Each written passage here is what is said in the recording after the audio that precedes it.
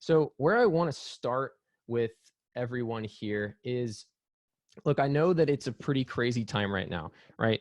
And it's March of 2020, and there's a lot of uncertainty in the air. And there's a lot of people that are looking at this and saying, we're kind of in the red zone right now. Everything's a little bit crazy. But still, within the midst of all of this uncertainty, there's a few certainties that I definitely know are going to happen and continue to happen. And the first one is that we are going to make it to March 2023. Okay, this is something that's definitely coming. We will get there, so don't worry about that. Now, the other thing that I can tell you for certain is that at some point between now and then, we're going to cross something that is called the survival line. Okay. What I don't know is how soon that's going to happen, whether that's going to be 6, 12, 18, or 24 months from now. But I do know that at some point, we are going to go ahead and cross that line. Now, what do I mean by that? What I mean is that people who can get past this survival line will start moving into a period of time in which we can thrive again. It's just the way that cycles work, right? Now, some people are going to ultimately choose the red line, okay? And this is what it looks like, right? It doesn't make it to the survival line. Now, there was a recent study done by somebody named Todd Herman. And Todd, a really smart guy, he is the author of The Alter Ego Effect. He works with athletes, NFL teams, Olympians, executives. And he said that the leaders who are clearly on this red line are often using fear-based language. Fear-based language 9 times more often than any other type of leader. And so this kind of fear-based language ultimately makes this line become the panic line. And if we think about this in terms of freeze, flight, fight, the people on this line are absolutely frozen. And it's this panic that's ultimately going to cost them their business. There's no doubt that some industries are going to be quite hurt from this, right? And maybe permanently, but the dental industry is not one of them, I don't believe. I believe this is temporary, and the dental industry will cross that survival line. And we're going to see that ultimately happen when desire outstrips fear. When desire becomes stronger than fear, because the survival line shifts when people start to say, you know what, we got to get back to it. We got to start driving business. We got to make some money.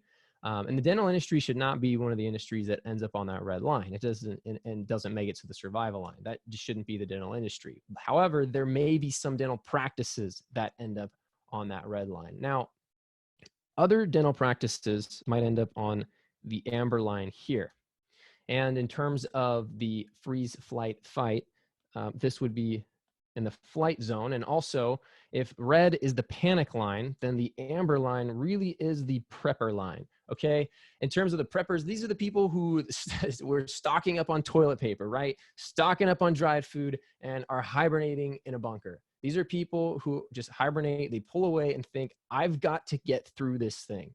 And that's okay. You will get past the survival line here, but these people will find themselves 3 years down the track in the same position they're in now or worse. Same position they're in now or worse. In Todd's research, it was found these people used unfocused language 3 times more often than the people in the next group. And when I say that, what I mean is they're just really unfocused about what they want and what they're trying to achieve here. It's very unfocused. Now, some people are going to find themselves on this green line, okay? This green line is the fight line. And the people on this line are positioning, okay? They're positioning themselves for prosperity. They're not prepping and they're not panicking, and they're using strategy-focused language, being very strategic in everything that they do, not using any fear-focused language, and they're not unfocused at all.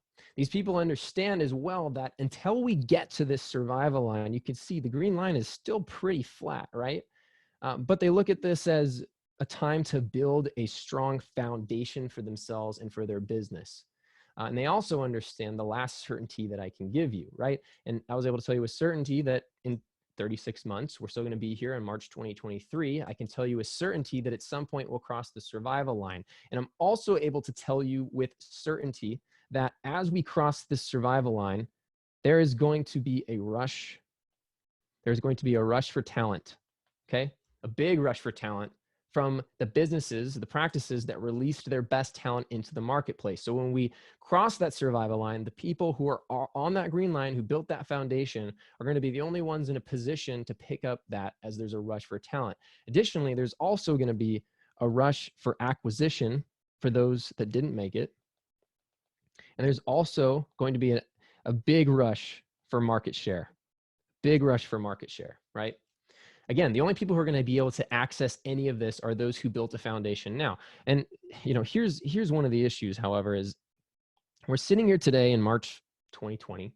To most people, all three of these lines look the same. If I line up 3 dentists and I didn't have a conversation with them, I would not know which line they were on or what they were thinking. Now, of course, if I spoke with them, I could very quickly and instantly tell which line they were on, because really the biggest difference, the spread between the panic line and the fight line, all comes down to leadership. It all comes down to leadership. So I don't know what line you're sitting on right now as you're watching this. I don't know if you're panicking. I don't know if you've been prepping. I don't know if you're looking at this and thinking it's an opportunity to build the foundation, to reposition yourself. But what I want to step through today is some of the things that we've identified for dentists and dental practices in this time that are key strategic marketing steps, help you build this foundation to be ready for when that rush for talent, acquisition, and market share begins to start. Because, I mean, if this thing goes on for quite a while longer, how many patients are going to be out there in the marketplace who need dental work? Those who haven't had anything except emergency-based treatments for a number of months, right? What if their current dentist can't serve them or fit them in, or just simply didn't make it, right? The dentists who spent time looking at their capacity, dentists who spent time looking at how to grab market share, those are the ones who are going to enjoy this final acceleration of the curve here.